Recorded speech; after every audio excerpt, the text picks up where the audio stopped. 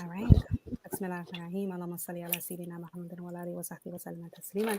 Assalamu alaikum wa rahmatullah. Alhamdulillah, we are here. And as I always like to, I say this to the panelists first so that you have context.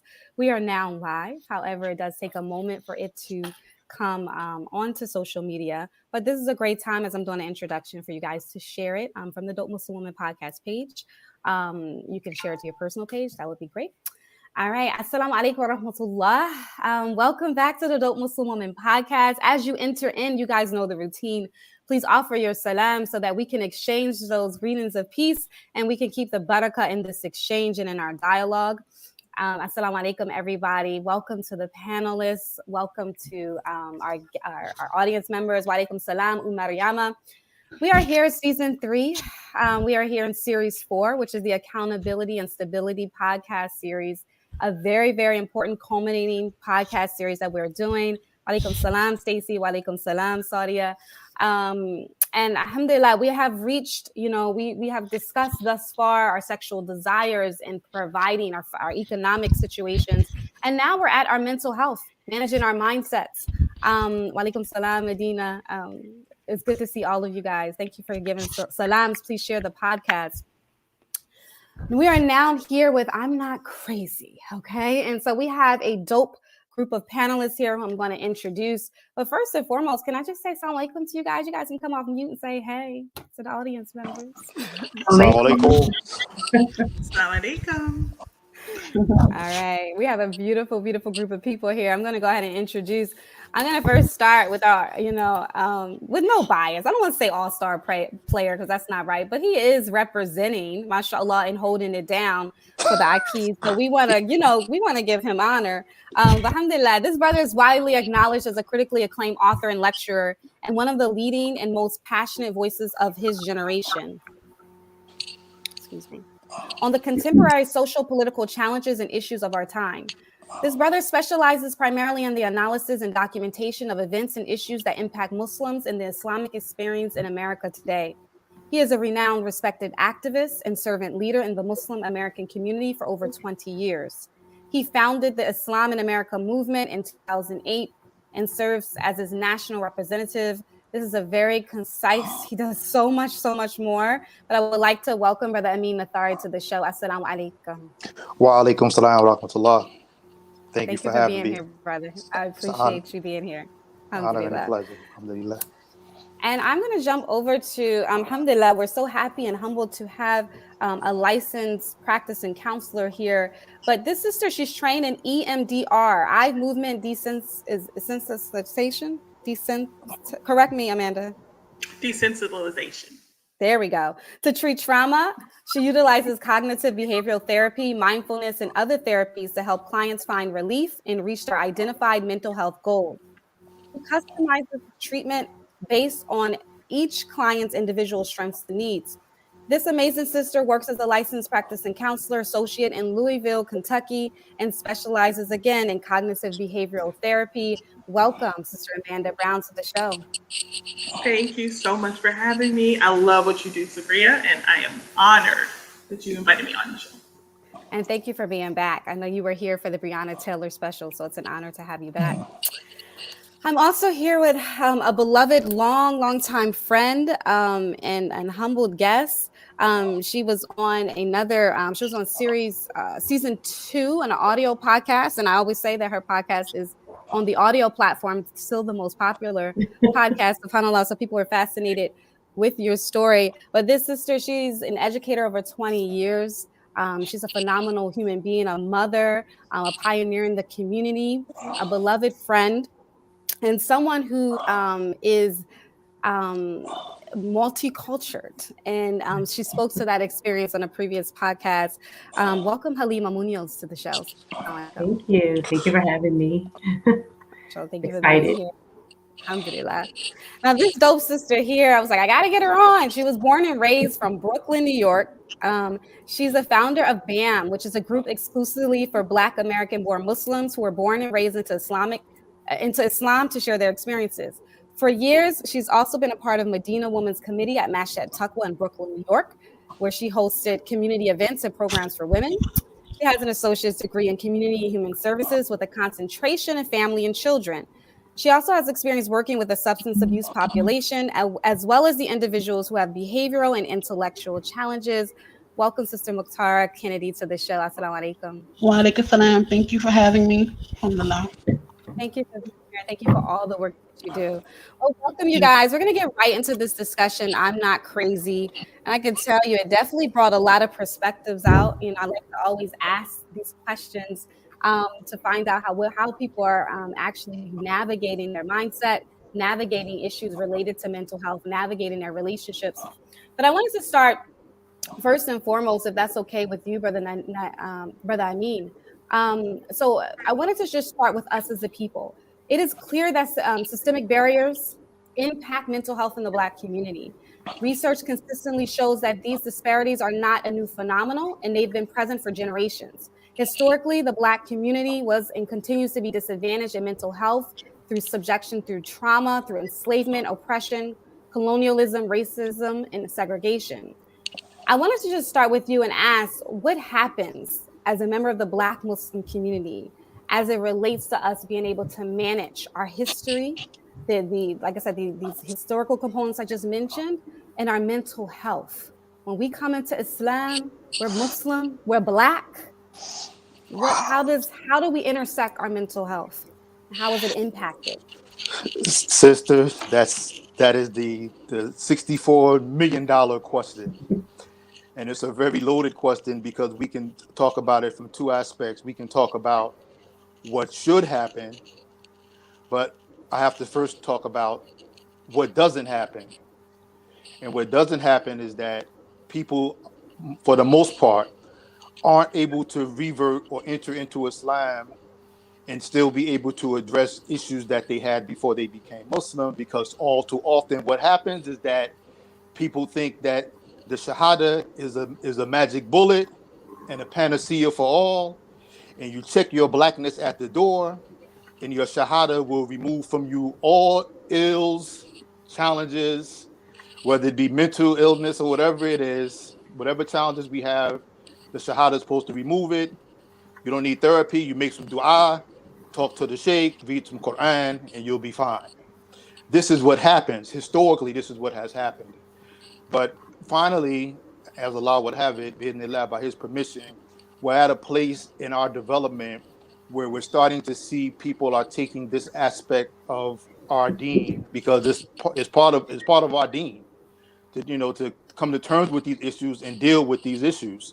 People are starting to take this more serious, even at the Masajid and Islamic Center level in some cases. But I would have to say, for the most part, we're still lacking institutionally in terms of how we address these things. And for every one masjid or center that has some type of outreach, or I won't say outreach, some type of a portal where you can go and deal with these issues.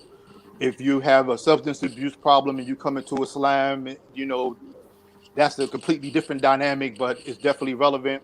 For every one masjid that has these programs, there's another 10 that don't. So we have to look at that, and we have to discuss this. And I'm really interested in hearing what our sisters have to say, because it's even more so from a standpoint of the Muslim woman. And I'll just give you one example, then I'm going to be quiet. You have a situation where if a Muslim woman, let's go back. If a Muslim man is dealing with any type of challenge, loses his house, apartment, job, or whatever, worst case scenario, he could always come and stay at the masjid. Right. Oh, brother, come on in, put a sleeping bag down, you'll be okay. You get back on board, mashallah, everything's going to be okay. But let a sister with her babies undergo any type of difficulty, and she doesn't get that same response because of issues of hijab, issues of privacy. Oh, we can't have the sisters in the masjid, all these other things, where the women and their babies would have more of a right to that space than a man would, in terms of their safety and what have you. So that's just one example. So take that and then look at issues of, mental health and managing all of those challenges that come along with that. And we can clearly see that we have, a long way to go, but our sisters are particularly even more impacted, in my humble opinion, than than the brothers are, and it's not even close. SubhanAllah, Jazakallah khairan. Thank you for that. Sister Amanda, if it's okay to jump right to you, because I know this is your work. This is your day-to-day work, and I know that you deal with the Muslim community as well. What are some of the aspects in which you're seeing as it intersects with just being a Muslim, like our beloved brother said, having the Quran, having the solution, but still trying to manage your mental health? Yeah. Well, really, I think one of the biggest misconceptions with being Muslim and within the Muslim community is that because we're Muslim, we become Muslim, we take Shahada, we have Allah, we have Quran, we have our Deen. It's like once we get that, we're supposed to have it all figured out. That's it, right? Like you're supposed to have it all together, all the answers lie in dua. Like if I am depressed and I go to a Muslim in the community, for example, maybe I go and talk about my depression or my anxiety, kind of answers you're going to hear are, well, sister, maybe your iman is low, right? Like maybe you need to pray more, try fasting, things like that, which of course are wonderful things, but like, what does it have to do with me actually being so depressed that I can't get out of bed, right? If I can't get out of bed, then I'm not going to pray more. Or for example, you come somebody telling them that you have anger issues or that you're grieving or anxiety, grief is really a good one. Like you're grieving and you go to, when maybe you go to one of your brothers and sisters and tell them that, and they're just like, you have to accept Allah's qadr. So Allah said, it's preordained, like as if you having struggles with these things is equating to you not being a good Muslim or having a strong faith. And once we become Muslim, it doesn't just mean that being Muslim doesn't mean that all of your problems just magically go away because you have the Quran and Sunnah. We're human too. And Allah subhanahu wa ta'ala tells us that He's going to test us in this life. He's going to test us with trials, tribulations, with our health. And it's interesting because if you were to come and say, sister, I have high blood pressure or something, then people are not going to tell you, oh, go pray. They're going to say, hey, go see somebody. But when it comes to like emotional or mental things, people want to, we are quick to try to like judge or say that we're not being patient or not being, we're not accepting our religion or not being a good Muslim. And I just think it's interesting, like a lot of the Muslims that I work with, I have a lot of Muslim clients, and, a lot of them come to me and they tell me that. They say, it took me a while to come here because, a lot of times we'll go to the imam or we'll go to our parents and, and then when you add our Black Muslim community on top of that, when we already have a lot of systematic issues and distrust with the healthcare system in general from historical things, it compounds even more. Nobody wants to be crazy. Nobody wants to show that they don't have it all together. And I just feel like it gets more compounded when you add the religion. And it's funny because, if you're praying, when you're doing everything right, you're praying and you're doing everything. Sometimes you need medication. Sometimes you need therapy. And so I just feel like we have a misconception that, like the brother said, in Islam, it's a magic pill. Yeah, subhanAllah. Jazakallah khairan. Thank you so much.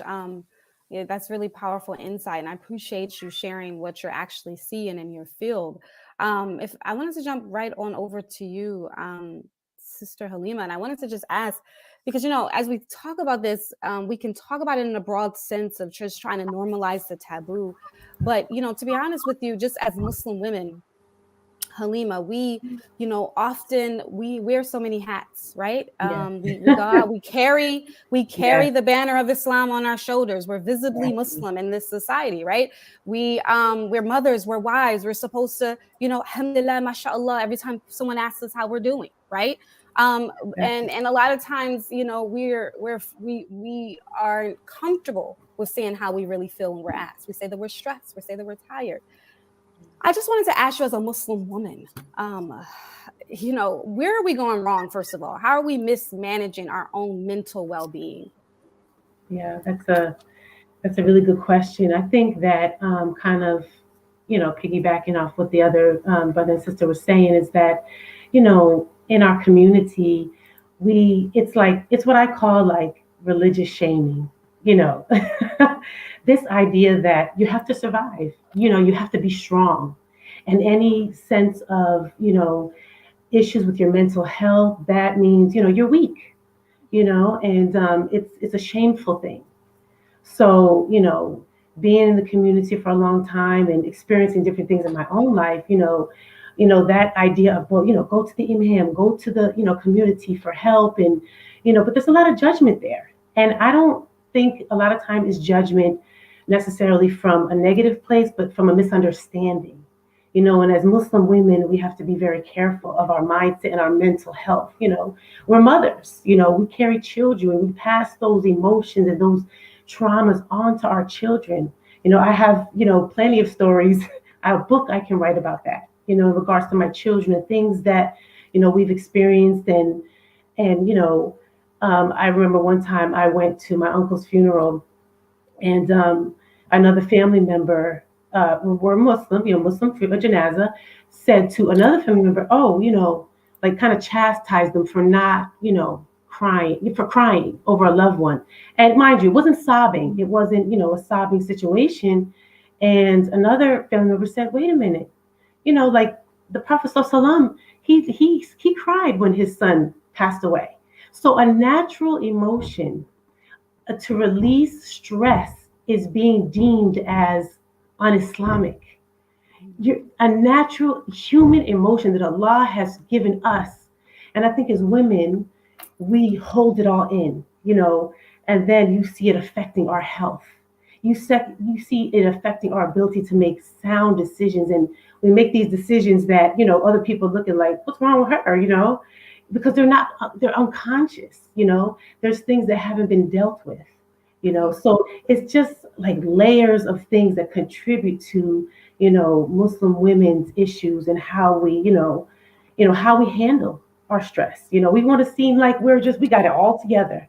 Mm-hmm. We want to seem like, we holding it down. We take our kids are Islamic, we're doing it all.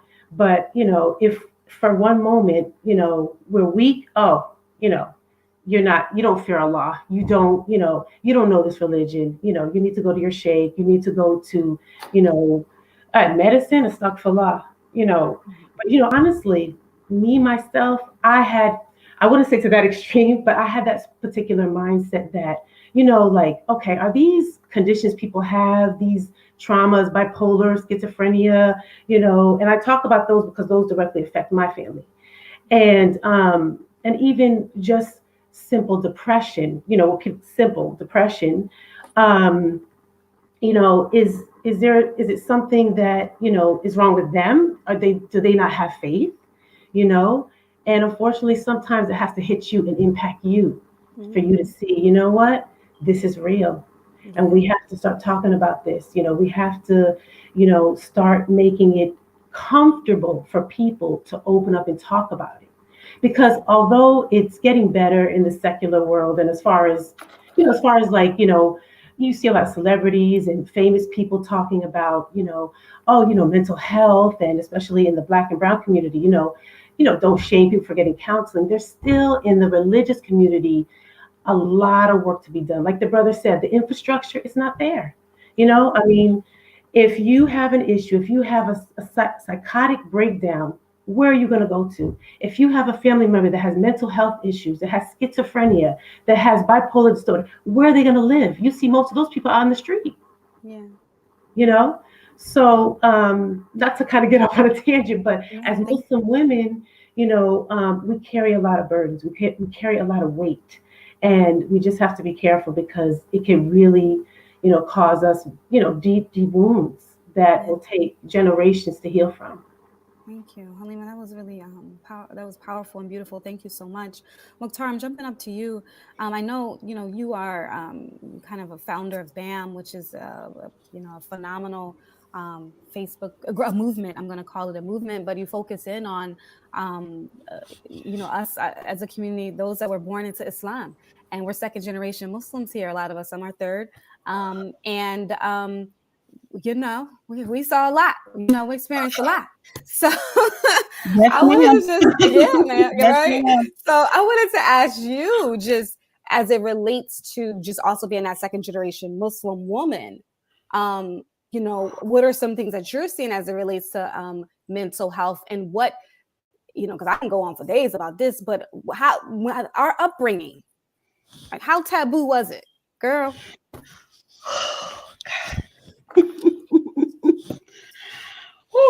Well, listen, subhanAllah, it's heavy.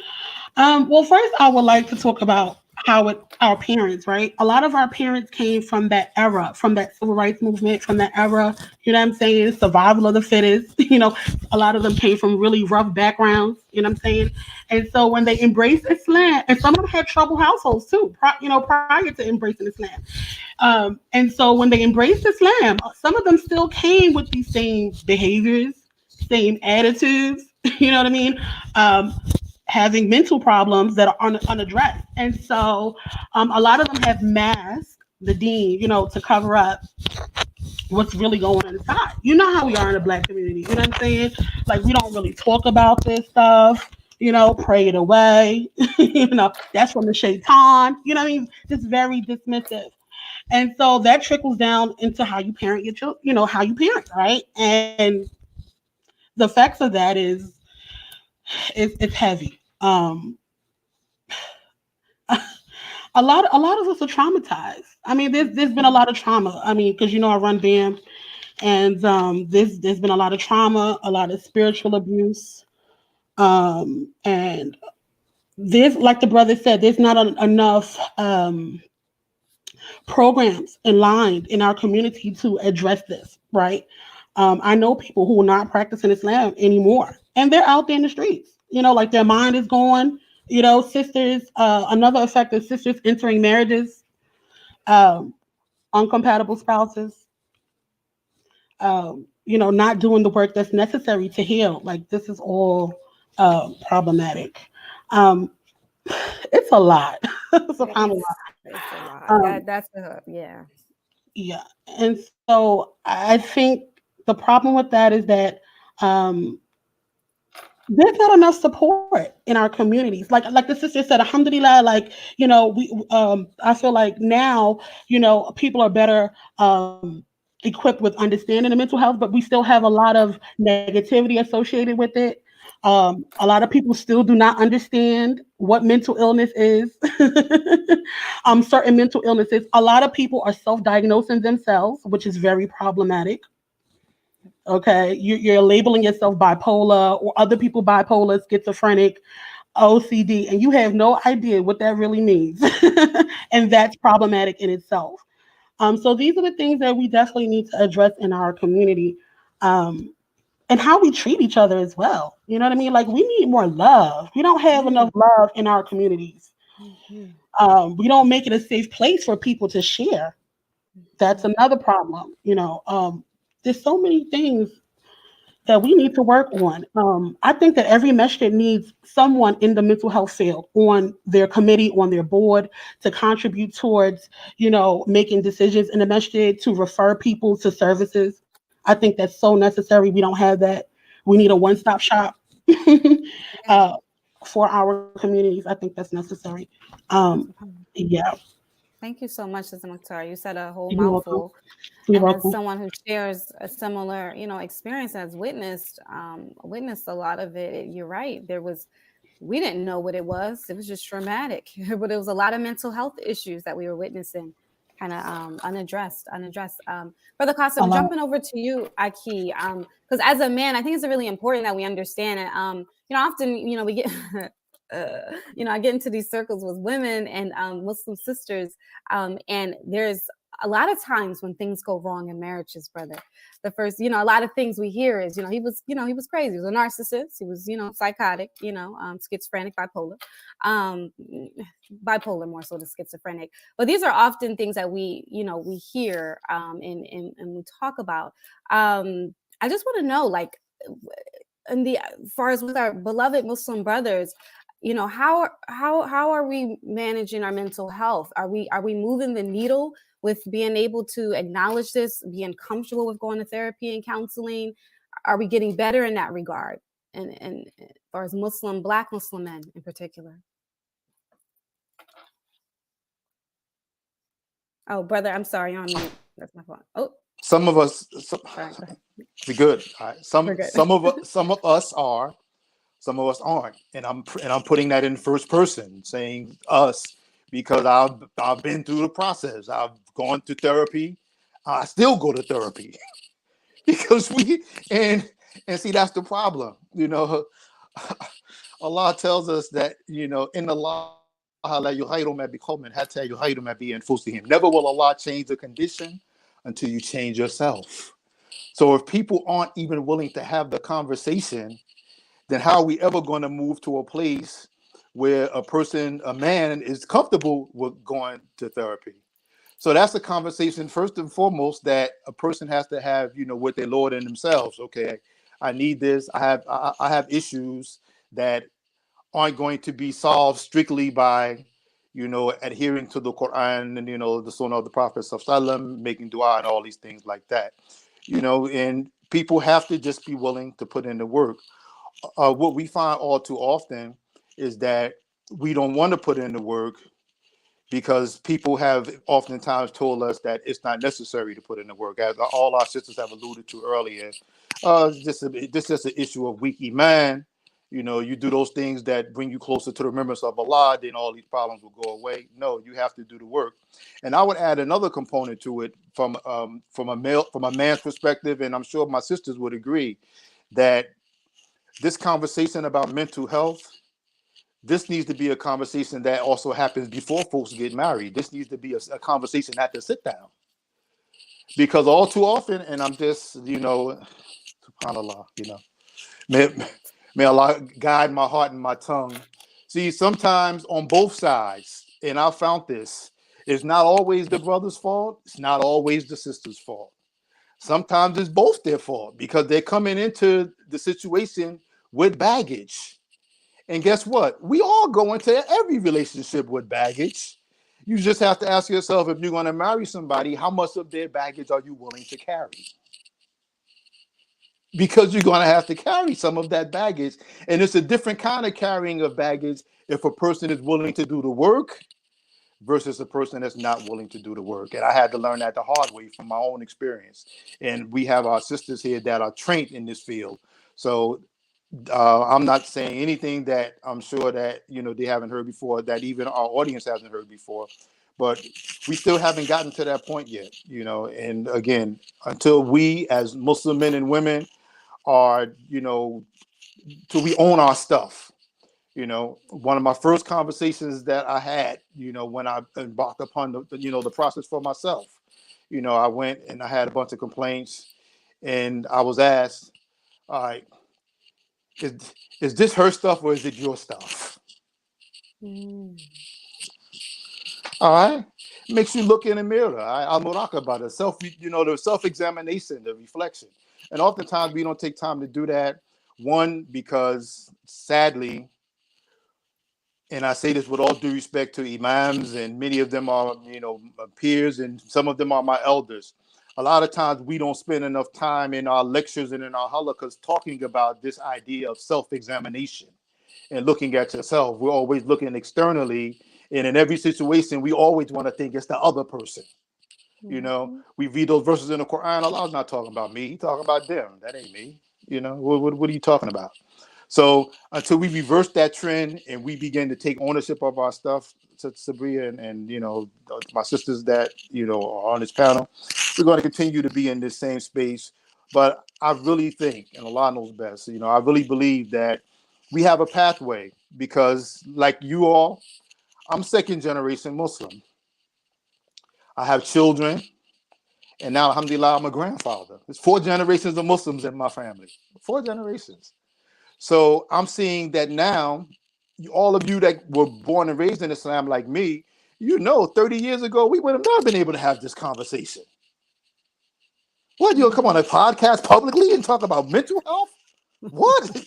Man, you would be, as my friend, Allah mercy on his soul, he would say, they would haram you up over that. You would be outcast for even talking about these things in a public space that have traditionally been left, swept under the rug of the house or the rug of the masjid. SubhanAllah. Jazakallah khairan. You know, Sister Amanda, excuse me, I wanted to just piggyback a little bit off of Brother Taksim's comments in regards to relationships. They're going in. Sister Huda said, and I'm just going to share this with you, Sister Huda, comments. She said, most of our men were conditioned not to feel, can't get depressed, and go into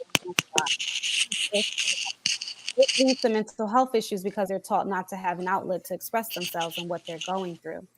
And I know that's what Sister Huda shared, but in regards to relationships, what are you also seeing as it relates to women, or how we're showing up in the relationships? What are we struggling with as Black women?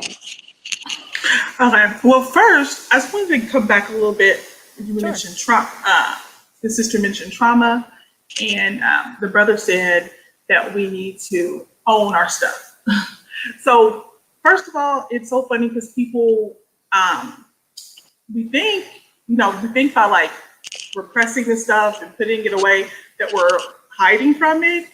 We're not hiding from it. It's, if you think about trauma and grief and all this stuff, in particular to women and men, is that grief and trauma say, pay me now or pay me later. You're gonna have to deal with me at some point. So when you try to repress it or try to pray it away, or it comes out in oftentimes our mental and our emotional trauma, distress comes out in physical ways. Sometimes people are going around and they have maybe like had a client who had chronic back pain, and she had no idea why. She's walking around with chronic back pain. She went to the doctor, getting scans, nothing, right? Come to find out that when we did some of our EMDR trauma work, after like going through it, her back pain was gone. Because when we deal with these traumas and these repressed emotions and these things, they actually live in our body. And there's a author, Bessel Vanderkolk. He wrote this book called The Body Keeps the Score. So every time we're going through traumas and through our life, our body is keeping a mental score, a physical score.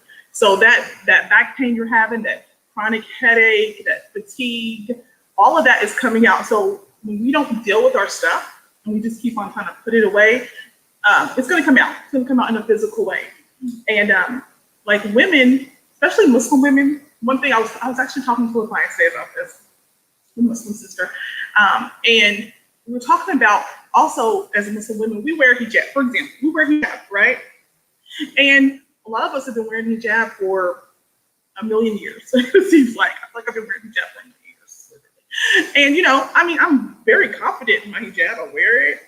It's fine. But when we're going out into our workspaces, or we're going to school with non-Muslims, or we're being around other people, sometimes we don't realize the weight that we're holding of always being the other. Always like being, we can't hide behind, we have our hijab on, that person's different, And sometimes, even though we might not subconsciously think, we think, I'm good, I look good, I'm fine. But literally, like, oftentimes holding that in subconsciously, it causes anxiety, it causes stress, And that is what really came to mind when I thought about like some of the things that Muslim women deal with. Also, as a Muslim woman, there's a lot put on us to be like, good Muslim wives, good Muslim moms, just in general. Our culture already puts way too much on women, just in general. We have to manage the household and the kids, and we just, our culture, this individualistic society oftentimes just puts a lot of pressure on us to be beautiful, to have everything good, to be a good wife, to be a good mom. And so then we add that layer of being Muslim, the invisible Muslim, or not, still it's a pressure that I don't think that we address. And like I said, these little things, those little microaggressions you get when somebody's telling you like, oh, are you hot in that? Or you can wear that in the shower. Literally, I had somebody ask me that. These little microaggressions, they build up. And it can come out in anxiety. It can come out in various ways. So thinking that we're just like not, when the brother said like owning it and working through our stuff, we can't hide from it. It's going to come out, It's just one of those things when it comes to like anxiety, depression, emotional distress, mental health, that we're able, it's invisible, you know, it's not a broken leg, it's not a bleeding wound, so it's invisible, so it's easy to kind of like push it to the side, but like I said, it's gonna say pay me now or pay me later. And when it comes to relationships, you know, yeah, you think that you might think, well, I've got it all together, I'm holding it together, it's not bothering anybody, it's my own thing, I got it. But no, it does, you don't have it. When you're having an angry outburst at your kid because you're just stressed out, when you're, you know, going off on your husband or your wife, when you are feeling overwhelmed or depressed and you can't get out of bed, you know, these things are all due to our mental health. Sometimes we need, sometimes they come out as autoimmune responses or physical ailments. So I just think it's important that we normalize getting therapy, normalize and be honest about our struggles. You know, as the brother said, our parents' generation is like, I'm not crazy. You know, I don't go to therapy. Like, I don't need to go to therapy. I don't need crazy pills. And it's actually funny because I feel like now I get a lot more people. I get a lot of clients, a lot of African American clients, a lot more. And people are definitely Black people are definitely coming to therapy more. Yeah, definitely. Right? But there's still that stigma attached, I feel like, that I'm seeing my first person. It's okay to be in therapy, but it's not okay to take medication, you know, because then you're really crazy, right? Like, you know, I just want to talk about my problems, you know, but like when you have if I'm taking anxiety medication, there's like still a little hesitation or shame to share. I wouldn't be afraid to tell people that have high blood pressure, to tell them taking high blood pressure medication, but I don't want people to think, you know, I don't have it all together. Absolutely. So, yeah. That's really, and I mean, that's really insightful. And especially as it relates to Muslim women, I think a lot of women, Sister Amanda echoed, and it just hit me what you just said in regards to just not really being conscious all the time of the weight we carry. You know, I work with children, and it's interesting, even just today, I work in a trauma schools.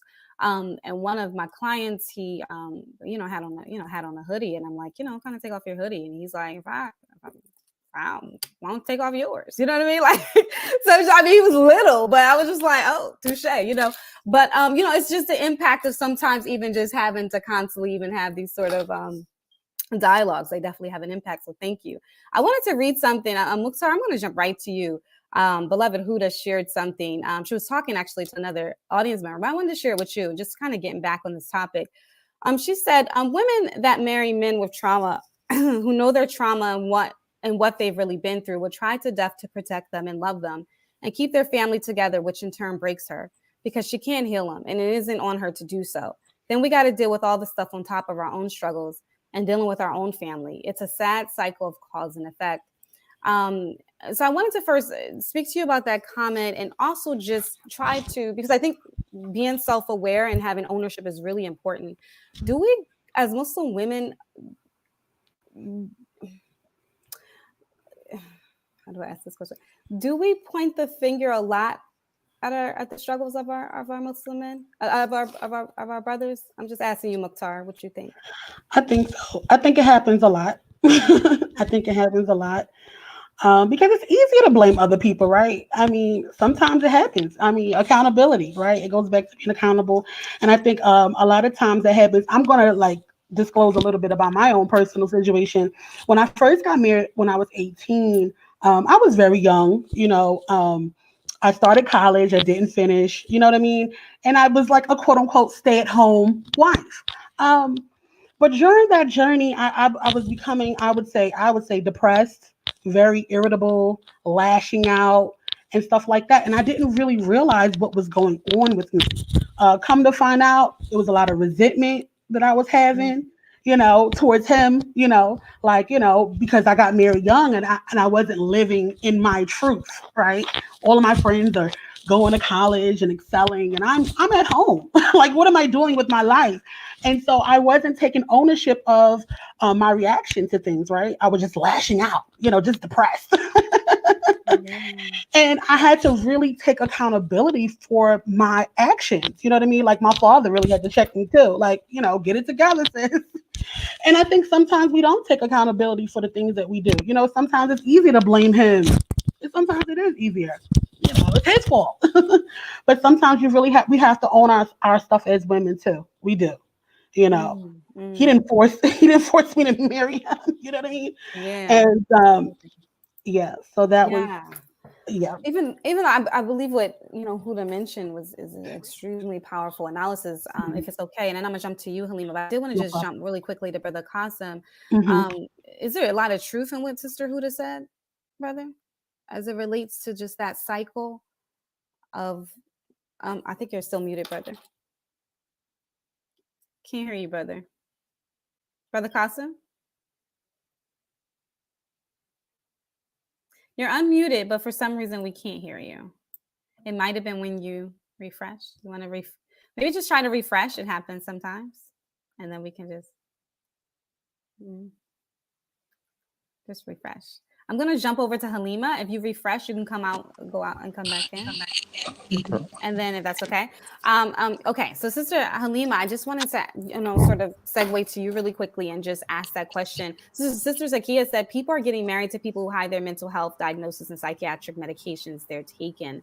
As it relates to relationships, the impact of being in a relationship with a man with trauma. What do you have to say about that? How do us as women, how do we manage right now, all these topics, I could write 100 books. I mean, I would say, kind of what the brother and the sister were saying with, in regards to accountability, in regards to, prior to marriage, when the brother was mentioning getting a mental health analysis, disclosing certain things. I mean, some things you're just not going to know, but, people can hide things really well, So, I mean, the important thing is definitely to do your homework, to take your time. And, in my own personal experience, I have come to the point where I have looked more internally to my decisions. And why did I, enter into that? More so, not to say I don't care about what the brother's going through, but more so, what is it within me that needs to, to work properly? Yeah, so that's not even a factor. It's not even, it wouldn't be an option, So that's that work, because even if you enter into something with someone who has mental issues and say, you did the work prior to and you don't know, you really, until they want to take accountability and do that work, you really can't help them anyways. I mean, you can advise them, we're mirrors of each other. We're mirror, we see things the other one, doesn't want to see about themselves. But ultimately, they have to want to get help, So I felt like for myself, my responsibility was to say, what are you doing? How are you accountable? Because like you said, it's easy to point the finger. It's easy for me to say, oh, he was wrong, she was wrong. But if I could look in and say, could you have done things better? Should you have even got into that marriage? Did you take your time? It was that mental, that place where you were at mentally. Did it, because of that void, is that why now you're trying to fill that void? And then you're blaming someone else because you tried to fill the void that they couldn't even fill. And they would never be able to fill. And then if they have mental issues on top of that, they not only not filling the void, they're adding to your trauma. So now you got another layer you try to deal with, and you try to dissect everything. And yeah, you start, thinking, I'm not crazy. I'm not crazy, but the ultimate decision that a person can make, for me personally, I can just speak from my personal experiences, is that you got to look at you. You got to look at you. I remember after this last divorce, I had people say, oh, you need to say this about this brother. You need to say he did. I said, well, I need to see, why did I even get into that? More so than, I mean, I could figure that one out. I'm not justifying if the person wasn't correct in certain ways, but were there ways I wasn't correct? Yeah, for sure. Are there ways in which if I would have been correct and really taken care of myself, have I would even considered that situation? It wouldn't even be an occurrence, because, and it gets back to that unconscious decisions, because, you know, all the trauma from our parents, all the things that we, you know, we didn't know, our parents didn't know, you know, but now that we're in the know, we're responsible, you know, so now we can kind of see, okay, I'm making these decisions, but why is it resulting in this? You know, why is the decision that I'm making, all these crazy outcomes are happening? After a while, you can't blame people. Mm. Mm. Yeah. Oh, that's a whole word. Brother Qasim, we're good. Thank you, Halima. I think that was okay, Brother Qasim. Yeah, can you hear Coming me back clear to now? yes, Aki. Do I need to repeat the Okay. question, or are you good to No, respond? I don't. You Okay. don't need to Oh, repeat it. And you know what? okay. This was by Allah's decree that I had technical issues, because now I don't need to say anything but Ameen and Amen to what my sister said. So everything she just said is what I would say from a man's perspective, because she hit the proverbial nail on the head. And honestly, that's the point that, I mean, I have to, again, personalizing it. You said how deep you wanted to go. We'll go deep. I'm personalizing because that's where I'm at in my development. But I wasn't always there. So it's a different thing when you first get married and you're 23, you're marrying your college sweetheart. You know what I mean? And it goes wrong, then yeah, everybody's to blame. It ain't me. No, well, I'm that dude. How you gonna blame me? You know? But then you move to a point in your development where I can echo what my sister said, where you have to look at, okay, well, had I been thinking a certain way, would I have even entertained this?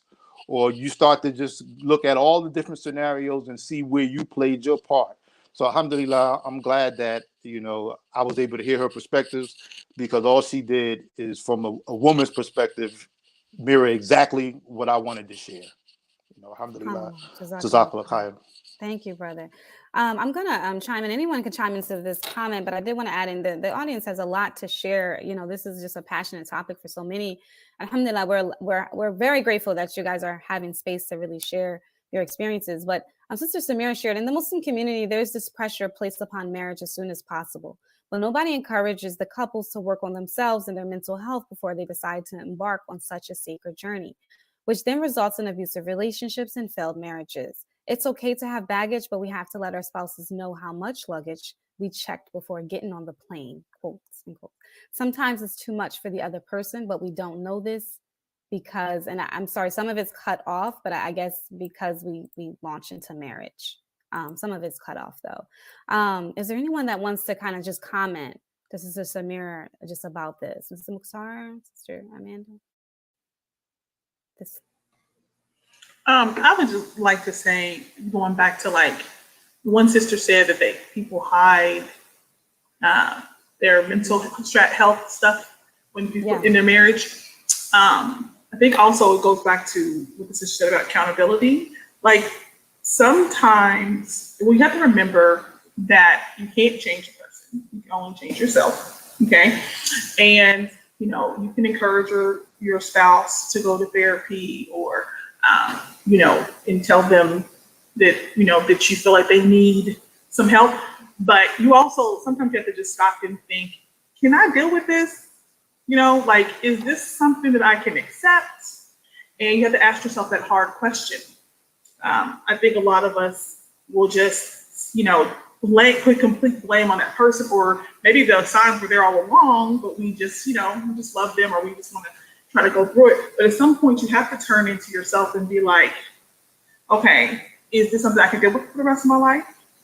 And if not, you need to think about, well, what can I do next? What's the next step? What if it's if I could just chime in, what if it's being hidden? Like, for example, I was recently talking to someone that said, and they're in their 40s now, they just were diagnosed with bipolar, and they were like, oh, it makes so much sense now, and I have all these failed marriages, and now I kind of get why, I've had these issues, and some people aren't aware, or they hide it, like a diagnosis such as bipolar. How do you navigate something like that? Well, first of all, they can't hide it. It's really hard to hide some of these things because you're going to see their behavior. You're going to notice that they are the way they're treating you, the way they're treating. It's going to disrupt your home. And that's when you have to be able to have honest conversations. I think a lot of times people maybe, for example, in your situation, your brother has bipolar, and maybe he doesn't know. I know bipolar is a big one, but like he has a mental health disorder, and maybe he doesn't know it. And you start, a lot of times in the anger, we'll come at them like, you got a problem, you're crazy. Like we'll come at them angry rather than just come and, when you're telling somebody that you think they need therapy or that they need some help, you have to be careful the way you address it. You coming at them angry or, telling them there's something wrong with them might actually do the opposite effect and make them not want to come to therapy because, I'm not crazy, or you made it seem like it's a bad thing if they do have a problem. So if somebody's hiding something, which they can't really hide because it's going to come out, you can just address the behavior. Like, don't don't focus on the person, but focus on their behavior. Like, hey, I noticed that you've been having a lot of angry outbursts. Like, what's going on? Are you dealing with some depression? Are you sad? Like, where is that coming from? You should be able to address these behaviors with your spouse. And if they're hiding it, it won't be hidden for long. Right. And again, it goes back to what can you live with? What can you deal with? Can you handle someone who's going to be having angry outbursts with you all the time or treating you a certain kind of way? That's a good point, because I asked this poll question. I know, Amanda, you participated, but I asked this poll question about can you, be in a relationship with someone with a mental health, and it was just kind of like yes and no, yes and no. But the reality is that it's all based on our own capacity and what we're willing to live with. Would that be correct, panelists? No. Okay. No? Yes. Oh, no. I was going to say yes. I'm sorry. Okay. I didn't want to jump in, but I was going to say yes. Yes. There's this concept of called like what I work with some of my clients who have more, they have issues with their spouse and their spouse won't go to therapy. There's kind of this concept called radical acceptance, and like where you can, it goes back to what can I deal with? I'm going to accept this person as he is or as she is, and if you can accept them, then you take it all that comes with it. But again, can you handle that?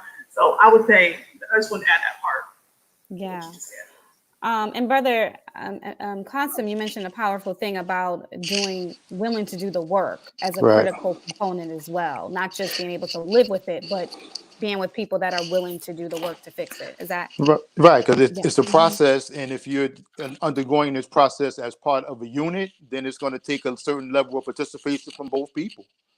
I mean, there's just no way you're going to get through it. Now, I want to try to, and I don't want to overstep my host, dear Sister Sabria, Go ahead. But here's what I'm thinking, because I understand, we know that marriage is important. We know it's half our deen, all that stuff. But you know what I've been thinking about a lot lately, sisters? I've been thinking about the single and shut-in Muslims that are home, that are dealing with issues, and now they're disconnected from the masjid because that may have been their only source of socialization. Yeah. Because when they came into Islam, they were the only Muslim the only person in their family that became Muslim. So basically, they're isolated from their family, and now their family is the Ummah, and now they're disconnected beyond what you may do on Zoom or Facebook or whatever. That's a mental health issue that I think that, in light of the reality of where we're at now, we need to think about that. And what are we going to do, or what can we offer to those folks that are dealing with mental health challenges that are affected on that level, that are just disconnected? Yeah. I just wanted to throw that out there. I'm going to ask everybody, how are we managing something like isolation? And isolation can be just not from COVID, but the divorced woman sometimes is isolated. There's so many reasons why we experience isolation and, like you said, disconnection, this idea of disconnection. Mukhtar, I'm going to start with you, if that's okay. How are we managing that? How should we be managing that? I think a lot of times we aren't managing it very well. Sisters and brothers, they be going through a lot, and sometimes they might feel like no one in the community cares about what's going on with them. No one is checking in to call, to see how they're doing, or, maybe they're not where they're at spiritually, right? So they feel, they're just they're in isolation, and I think that's a problem. We definitely need to have like an outreach committee maybe, sisters and brothers can reach out to these individuals, maybe text them for pleasure, or, just to, do you want to meet up to go to lunch or to dinner? But I think that Brother Casa made a really good point with that. A lot of people are definitely isolated. And that goes back to like the lack, I think, of some sisterhood and brotherhood, like it goes back to our relationship with one another. I think we can do better when it comes to how we connect with each other and how we show love. Absolutely. Absolutely. Thank you so much, Sister Mukhtar. And Sister Halima, only because you mentioned it, and I share an experience, I talk about it often highlight the divorced Muslim woman because of the lack of support that she often has. And I know when I went through when I went through my divorce, and then I experienced something like COVID, that isolation, I can't put it to words. It was just almost unbearable, like just mentally and emotionally. I wanted to just ask you, like, how, even since you shared that, how does a divorced woman even manage that isolation? Yeah, it's tough, because a lot of us are going through things, and we don't want to talk about it, or we feel like if we do, it'll, no one can help anyways. We're isolated, and we feel, just helpless. Yeah. So you still have to reach out. You still have to reach out. You have to. But, we have to have a community where you feel comfortable to reach out. You have to have that comfort, and, sometimes it does take being fearless and saying, you know what, I'm going through something.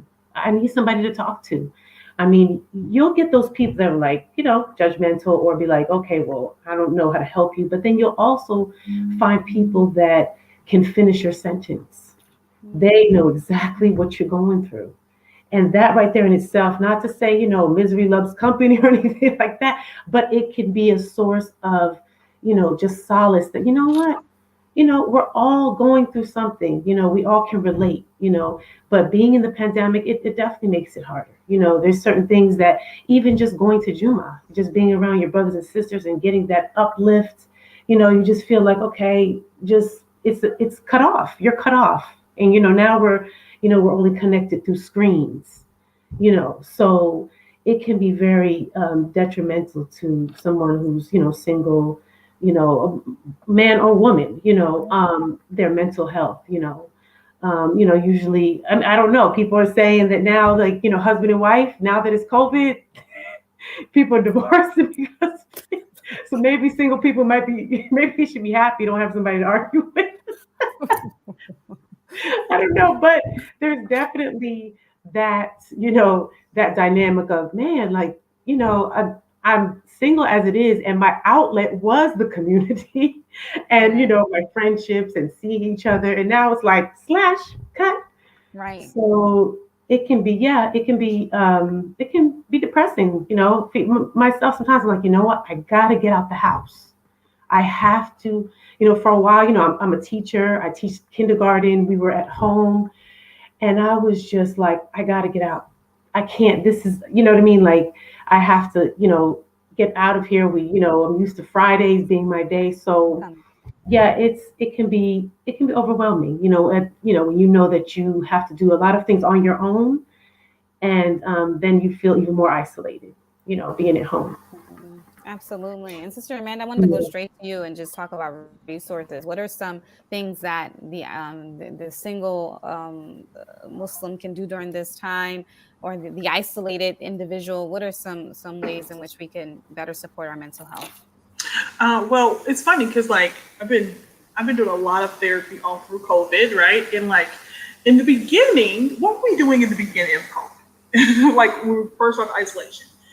Every day, everybody was on Zoom. We're having Zoom parties. We're talking. We're Zumba. We were halakas on Zoom. And as May, I think in March, lost the time. Literally, we've been in COVID forever. But in March and April, everybody was making this concerted effort to connect. I was connecting with people who I hadn't even talked to just because we all thought we were home. And then as the years went by, we've been, slowly decreasing, or everybody's tired of Zoom. we're not meeting, or we don't want to bother people because we think we're being annoying. But what I found is a lot of people are stressing out from this COVID anxiety, what I call COVID. Even like myself, I feel like I just want to stay home. I find myself just stay at home. Like, it's really important that we go back to doing some of the things we were doing in the beginning. Like, a lot of people just kind of stopped or weaned off, and then they just started trying to go through it alone, and or they talk to just this one or two people. But as we go into year 2 of COVID, I've been telling my clients to revisit what was working before. Go back to those Zoom classes, go meet in a parking lot, 6 feet apart, go, meet with the people who you can meet, make sure you're talking to the friends who you can talk to, the ones that, you have. Lean on each other. Don't be afraid to lean on each other or to feel like you're a burden. And then also, I'm going to say, get a therapist. Yeah. Therapist, there's something really unique about sitting in front of a person, something so therapeutic and unique, and somebody giving you their undivided attention. They're not going to talk about their problems. They're going to let you talk. Like, we all have friends and we all have family, and a lot of people think I don't need a therapist because I got my friends and family. I got a good support system. But so your friends and family, you're not going to tell them all your stuff. Right? Like, you don't want to, the stuff that you're struggling, you're not going to tell them all your stuff. Or sometimes they want to give you opinions that you just don't want to hear, like from your self. But when you get a therapist, this is a time when you're able to sit in front of someone and you're able to tell them all your stuff, and they're focusing in just on you. They're listening to your experiences. They're asking you about yourself for a whole hour or so. It's all about you in a non-judgmental, open space. And they're not going to talk about their stuff either. Well, maybe they will. A good therapist shouldn't be telling you all their stuff. They should just focus it on you. So those are definitely 2 things. I have some clients who some really isolated clients who look forward to seeing me each week. They're like, I didn't go out the house all week and I didn't talk to anybody, and like, I get to see you. And I'm like, I'm so glad to see your face too. That's beautiful. Hey, Yeah. So get a therapist. They can help. Thank you so much for that advice. All right, we have a few questions. Brother Qasim, I'm going to start with you, if that's okay. How has social media created more mental health issues or contributed to it? Please, that's endless, particularly for people who have issues around esteem anyway, to begin with. Social media, because again, social media, people get to put up facades that pose as their real life.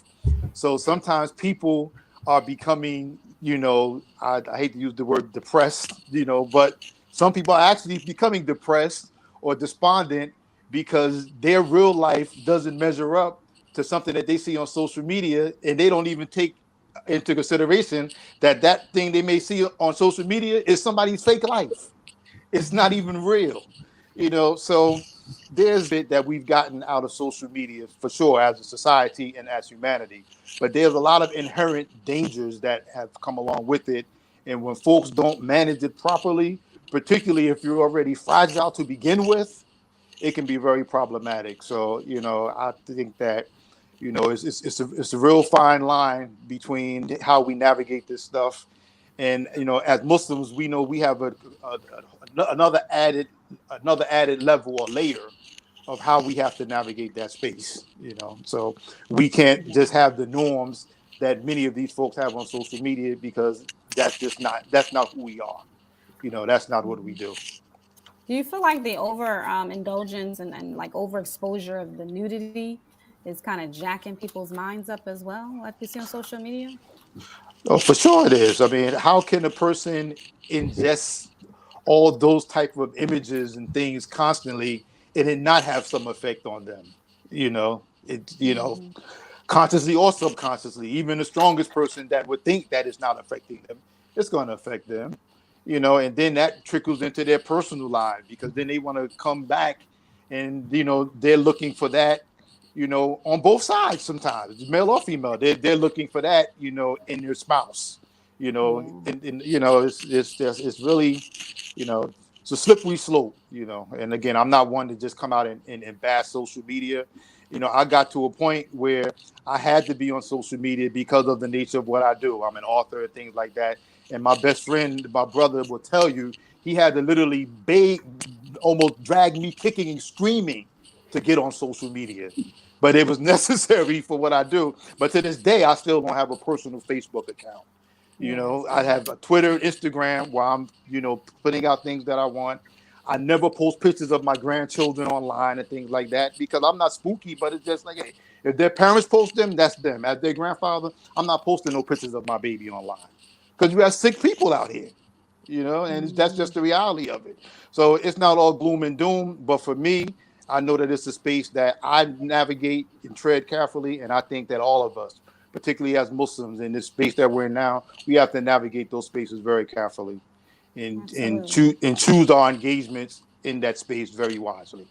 Thank you, Brandon. I appreciate that. And Sister Mukhtar, just really quickly, and then we're going to jump to another question, but I know you run a social media platform. Has it contributed from what you're seeing? And I know you get a lot of dialogue, taking a lot. Absolutely. Sometimes it could be sometimes it could be a lot. I mean, especially when people start like bashing genders, bashing the brothers or bashing the sisters, and you just be like, oh boy, here we go. I didn't log into this mess. You know what I mean? So it's a lot of that. And I think we have to protect our peace at times. You know what I mean? For sure. Some people are using social media to vent.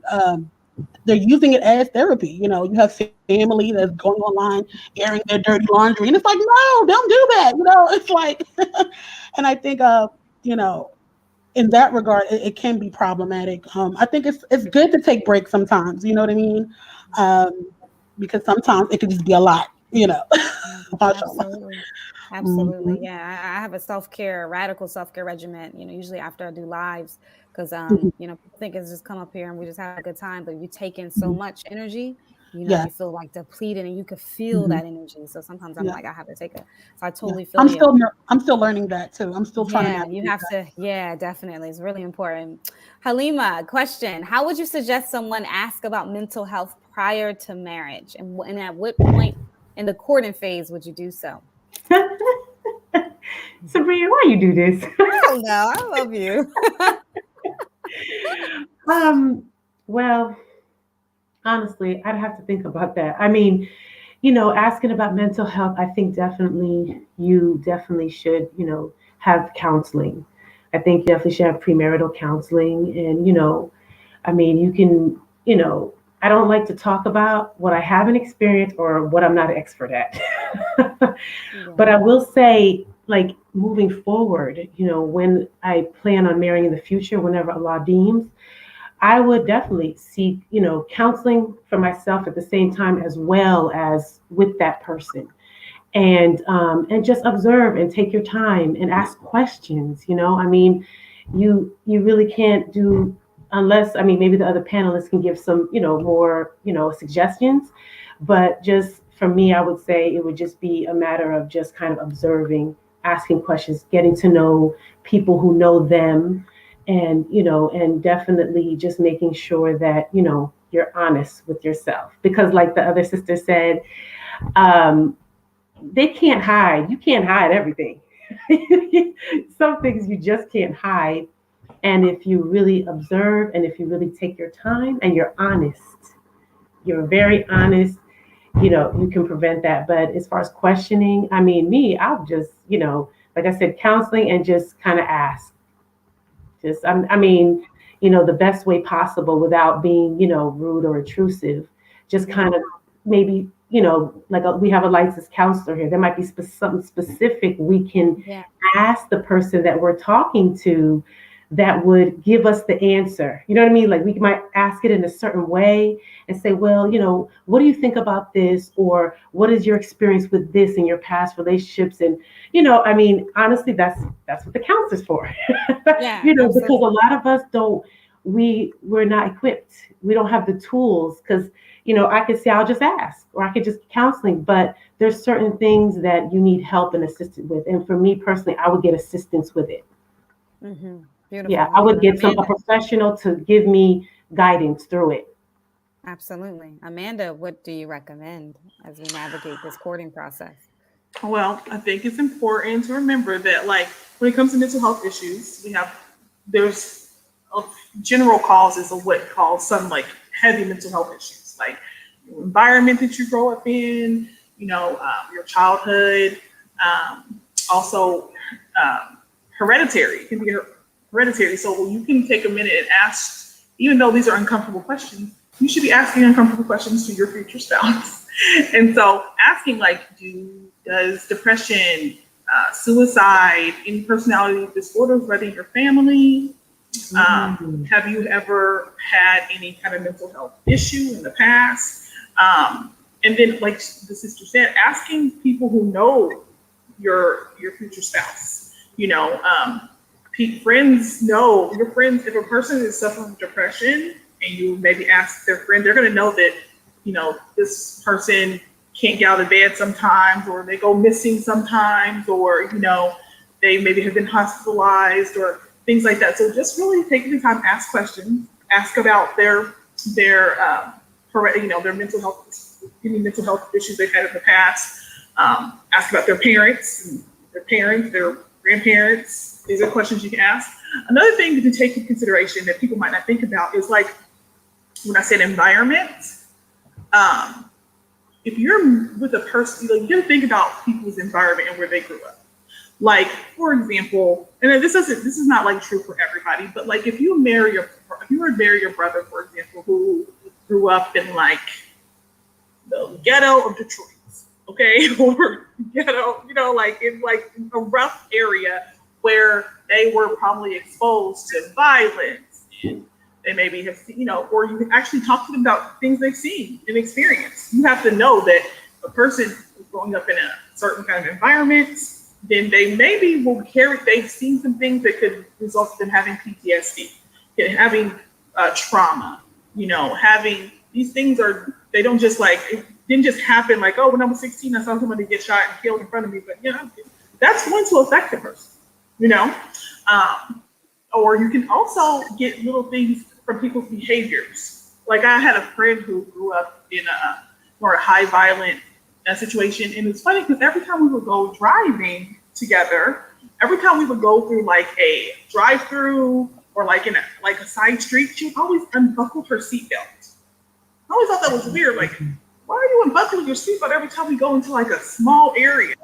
So one day, she does this all the time. And I was like, one day, like, why do you do that? And she's like, girl, like, I don't want to get called out here. Somebody might shoot in our car, or, I feel trapped. I feel when we go through these small areas, I feel trapped, and I need to know, like, where the exits are, so I don't like feeling like I can't get out the car. I was like, so you just gonna leave me in the car? I'm just saying. Or, like, when you're around a person, you can see some of the things they might have, like, especially, if a person, every time you go to the movie with this person, they're always looking to see where all the exits are. I need to know how to get out. I won't sit in the restaurant with my back to the door. Like, these are things that might at the time seem like small and insignificant, but they could really be giving you some signs about like some traumatic experiences they've had, or some things that, some unresolved issues that they have dealt with. Brother Qasim, are you okay?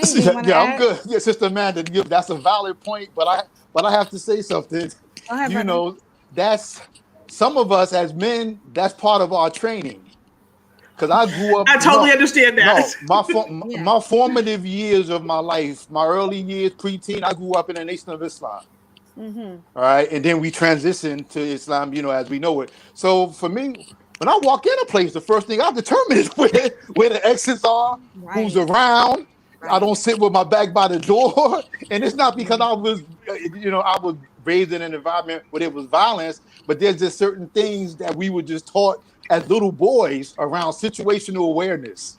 So I know that you weren't training everybody with one broad stroke of a brush. I know you weren't, but I'm just saying to those that are listening, you might want to be around some people that are like that every now and then too. Especially in this day and age, as a Black person, and it's actually interesting because that intersects back with African American or African American community and stuff that we've actually had to experience and deal with. So I'm not saying it's a bad thing. I'm just saying these are signs there might be some Yes. I'm just saying. Yes, ma'am. Also, Yes, but I ma'am. want to. I think it's powerful. I love this exchange. I love it. I think it's super, super powerful. And Mrs. Mukhtar, I don't know if you want to comment as well, but I think it's super, super powerful. And I'm looking at the comments and I'm listening. I'm looking at the comments, and I also agree that you don't want to get stuck because our experience is very unique as Black people here in this country. And we want to talk about trauma and violence. I mean, that's a lot of our history, unfortunately. SubhanAllah. And then we're still living in an age where we have to be hyper village. They're still hunting us, right? Well, sometimes I also don't want us to be dismissive, because I think sometimes as Muslim women we can be sometimes dismissive of our brothers that have been through that. But like you said, cultivated that training, that strength that is actually needed to survive in a society that aims to annihilate us, that aims to keep us oppressed. So as long as, like I said, we are using the tools to do the work, right? To do the work to make that we are healing the harmful aspects of it. I think that's important. But I just wanted to balance the dialogue a little bit, because the comments are just kind of they're going in as well. And I don't know if I need to go ahead. Can I add something to that? Yeah, please.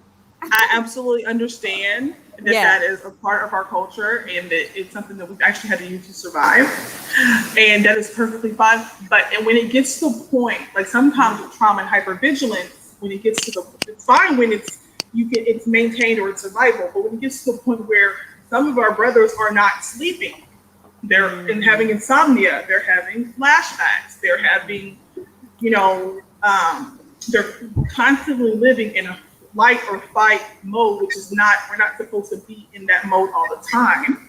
Yeah.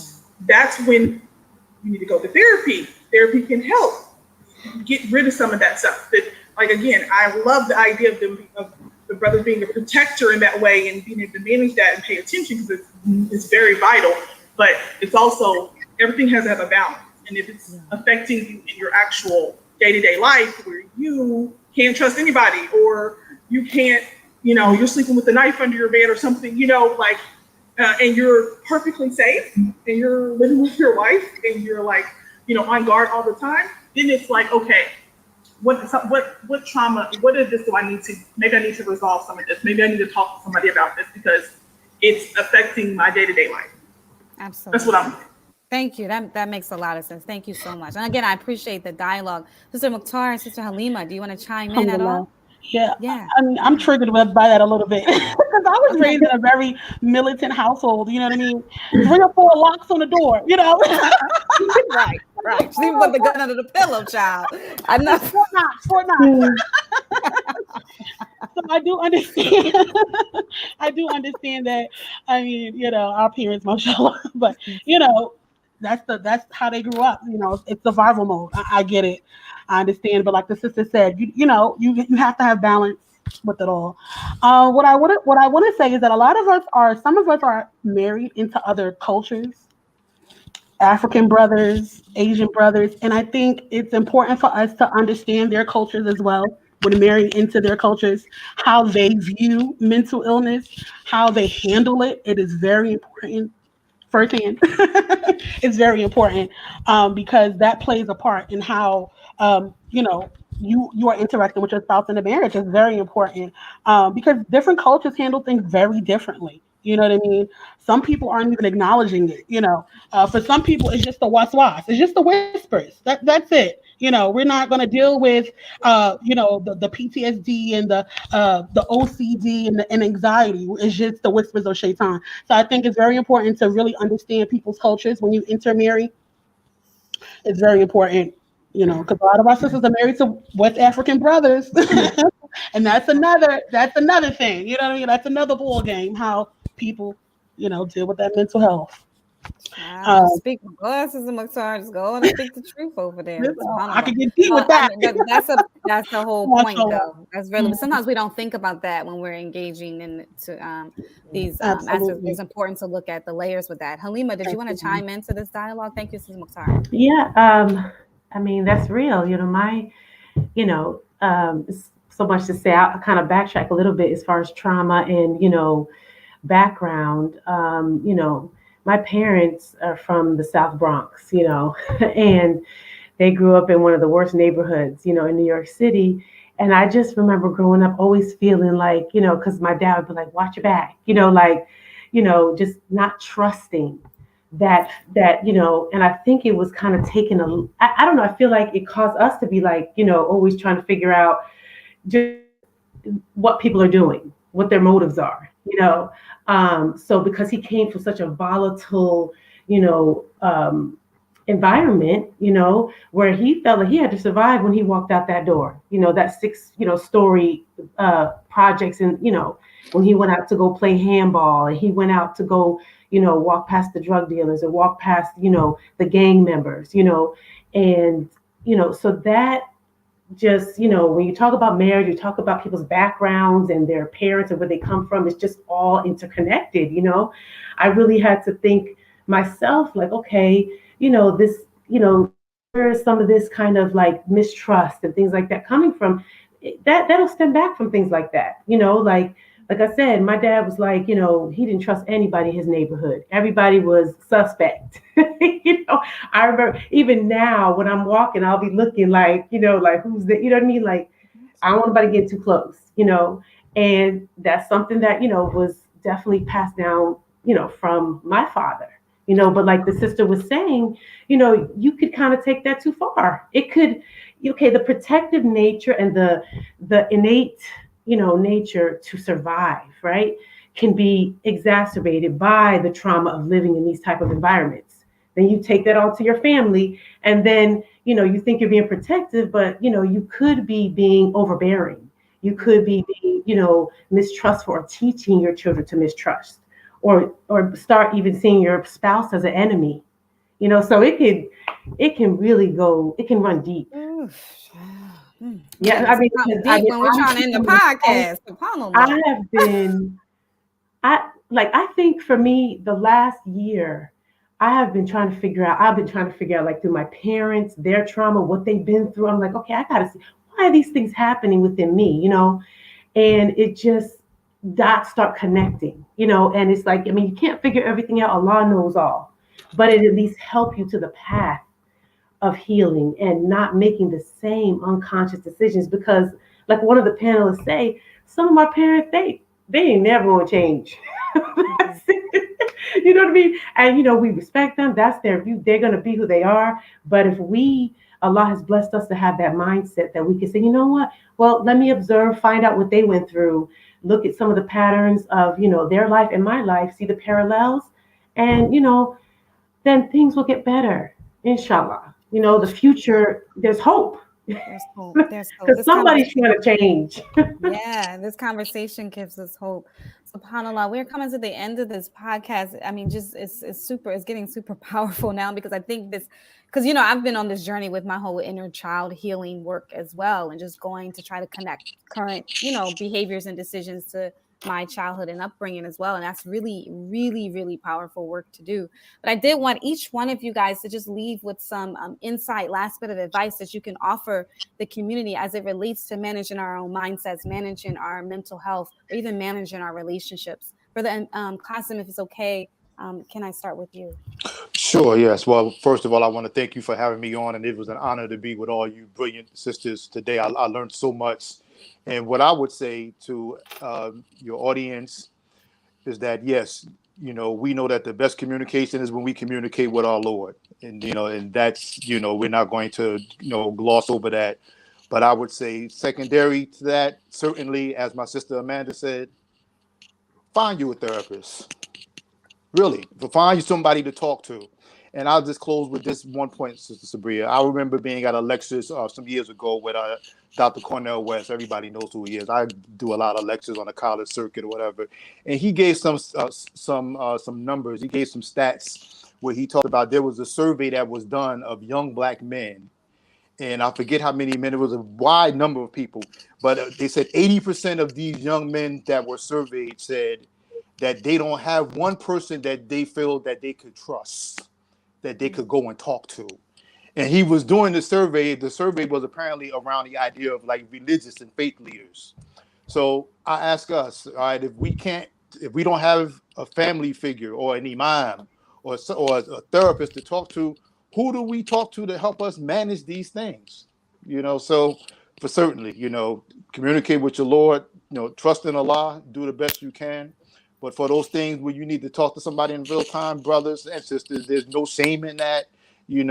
There's dignity in stepping up to the plate and confronting whatever challenges that Allah has put on you, because we already know that Allah doesn't burden us except what we already have the capacity to bear. Beautiful, beautiful advice. Thank you, Sister Mukhtar. Can you leave us with some words? Yes. What I want to say is, you're not alone in your journey, and there's light at the end of the tunnel. This is only temporary. This is only temporary. Just do the things that you love to do. Tap into the things that you love to do. If you got like a good friend that you could talk to, that you trust, go to them, talk to them. Like the sister said, seek some type of therapy. If you don't find a good fit, don't quit. Find someone that you feel comfortable with, that you feel like that you can get the help that's necessary, and trust in Allah. Trust in Allah. Utilize your tahajjud. Utilize your prayer. It saved my life. SubhanAllah. And you're great. You're loved. You gotta love yourself. Love yourself. And you're not alone. Mashallah. That's all I really wanted to say. Thank you. That was beautiful. Sister Halima. I would just kind of go off of what my beautiful brother and sister just said. You're not alone. The more, when I opened up and talked to other people, took a chance, even people that I wasn't, too close with, and kind of shared some of the things that I was going. Amazed me how open they were, and they listened even more so than people that I'm close with. So definitely, trust in Allah. Ultimately, I've been in a place in my life where I've, cried out, called imams, went to my parents, went to, all these people. And then at the end of it, I sat back and I'm like, all I had left was Allah, and sometimes, the message I would like to leave with, the audience and people who will watch this podcast is, you don't have to be a scholar. You don't have to do a specific dhikr or specific hadith or go to a sheikh.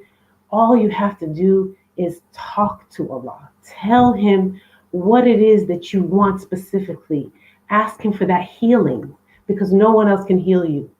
Be specific. And I mean, it doesn't even have to be, alhamdulillah, if you can get up for tahajjud, if you're laying in bed, just talk. You're driving the car, just talk. Say, oh, I need this from you. I can't handle this. Please show me, guide me, take me where it is that is pleasing to you. So I think that sometimes we have this idea like, oh, I have to know this. I got to have this dhikr, or I have to have this dua. No, just talk to the one who gave you life, and he will just settle it all, and I know it's easier said than done. I've been in that place where I'm like, I'm just through. Yeah. So, but what got me through it is that communication. And just not organized, not something just holistic, just, not something that's just organic. It's just organic is what I mean. Just organic conversation with your creator. And then also therapy, getting help, is so taboo, even when we're growing up. It's just this idea of like, ain't nothing wrong with you. Just be quiet. You're all right. Stop complaining. That didn't hurt. You're okay. And no, we're not always okay. Get help. Yes, thank you. Beautiful, beautiful. And Sister Amanda, beloved, please give that last bit of advice, and please end your advice, if that's okay, in reference to what's your contact information for those. There's a few people that did ask for that. So please, your last bit of advice and contact information. Okay. Well, just like to echo what everybody said, just remember that, literally, we all have problems. None of us on this panel, none of us in here, we're not coming out unscathed in this life. Allah said he would test us, and it's true. He also said that there's a cure to every illness, and therapy can be help for that cure. One of the therapies that I do, the EMDR therapy, one thing I love about it, that maybe want to go learn about it, is that in this therapy, our bodies kind of heal themselves. It's not a lot of talking. It's through eye movement. Our bodies have a way of processing and healing itself. Allah has already made us with the capabilities of healing, you know. So I like knowing that, and I think a lot of times people don't recognize that therapy doesn't always just have to be sitting in a room and talking to somebody for an hour. You know, therapy can be a trauma type therapy. It can be somatic therapy where it's very little talking and it's just working on like body work and feelings within your body.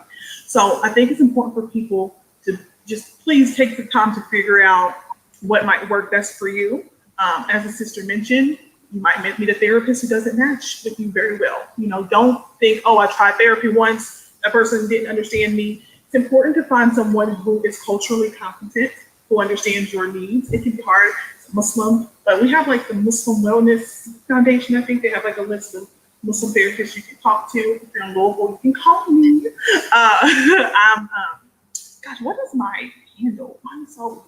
Let's see. On Facebook, you can find me at I'll type it.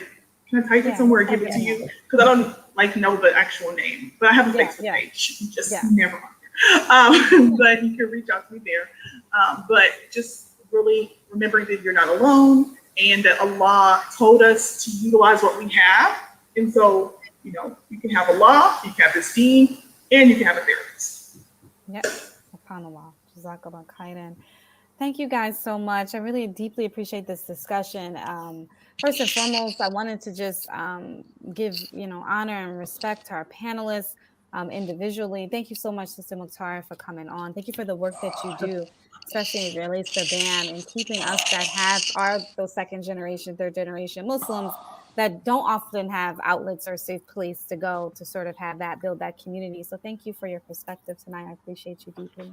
You're welcome. Thank you for having me. Thank you.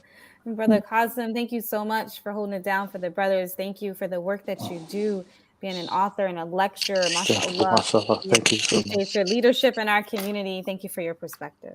Alhamdulillah. Thank you for having me. Sisters, thank you for allowing me to be in your space with you today. I appreciate you. Thank you. Alhamdulillah. Sister Halima, thank you so much. Your perspective was completely powerful and I would even say life-changing. Thank you for your authenticity. Thank you for showing up, and thank you for constantly just being a woman that I personally witness evolve. I appreciate just watching that.